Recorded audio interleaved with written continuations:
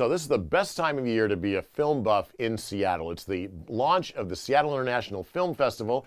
There's something like 400 films if you count all the shorts, but really what we're concerned about are 168 features, 66 documentaries, and I think 10 archival prints. And out of all those films, almost all of which none of us have seen, I'm going to try to sort of direct you in the direction of, that sounds dumb, I'm going to try to direct you to what I think may be the best chances for seeing a good film.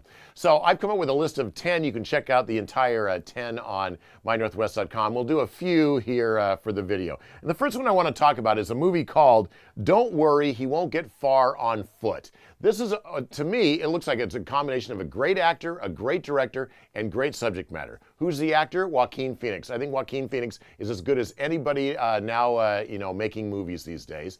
The director is Gus Van Sant, who's had a long and storied career, not always, on high notes, but he's done a lot of great films. By the way, an obscure Gus Van Sant film called Elephant is fantastic. It's about Columbine, and it never says it's about Columbine. It just is. It's a fantastic movie.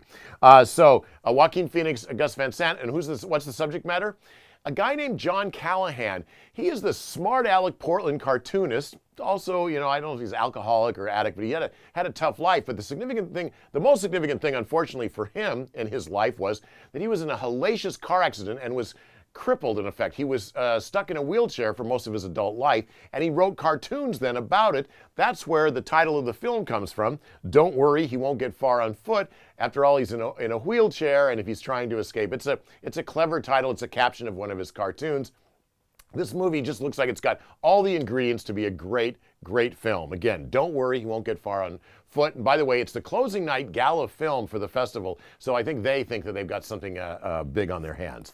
Another movie I'd like to recommend, and again, sight unseen, but Megan Griffiths is one of the great things about living in Seattle, one of the great sort of film directors that managed to keep her feet firmly nestled in Seattle, but she's managed to have a nice career, a lot of varied films. She makes movies about sex traffickers and serial killers, yes, but she also makes romantic comedies and slice of life movies.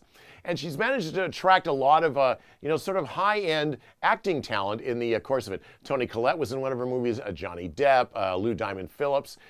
This movie is called Sadie, and it's about a 13-year-old girl who's having a kind of a conflict, struggles with her mom while her dad is fighting overseas. He's a soldier, and whatever that conflict is, I have enough trust in Megan Griffiths that it's almost always a movie worth seeing, and I love to support the local talent as well, and she's a real gem. She and Lynn Shelton are great buddies, and they've had a really nice, successful career based here in Seattle, and I love that about them. By the way, the only name I think in this cast you might recognize is Melanie Lynskey. She plays the mom. I love Melanie Lynskey. She's been wonderful in so many different things. I've had a chance to interview her in the past, and she's going to be ideal. And by the way, there's going to be a big tribute to Melanie Lynskey at some point during the film festival. You want to check that out. She'll be up on stage doing her own on-stage interview with somebody. Okay, another one I'd like to recommend. Sorry to Bother You.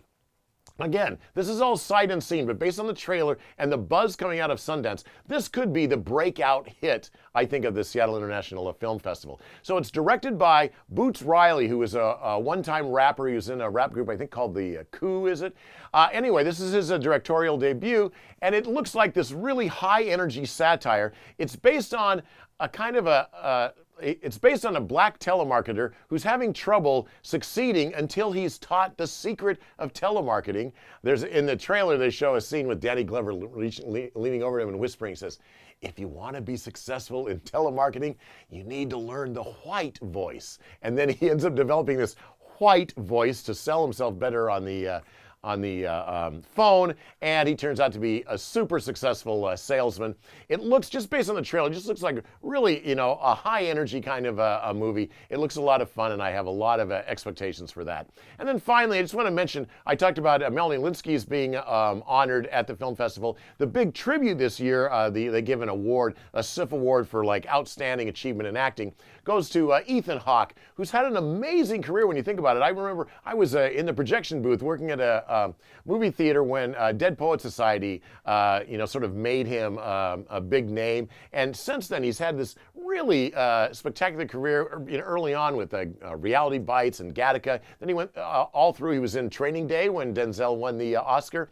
And now, more recently, he just finished the Before trilogy with Richard Linklater, and then also he was in Linklater's Boyhood, so a lot of kind of indie cred with that. He's bringing 2 films to the festival. One is First Reformed, which is a movie by Paul Schrader, the guy who wrote Taxi Driver, so it has that same kind of a heavy philosophical appeal. And then a movie that he directed called Blaze, about a musician named Blaze, and he directed that, and he will have a big tribute to him for his outstanding career, and then on stage he'll do probably an hour, maybe 90-minute interview with somebody, and that's something else to look forward to in the festival. It looks like it's a good one, but you never know. Every film festival is a crapshoot. My suggestion is just go and look at 3 or 4 films, or just take my 10 recommendations. You can't go wrong, can you? All of my movie reviews are brought to you by Red Wind Casino. See them here first on the KIRO Radio Facebook page, and find all of them at mynorthwest.com.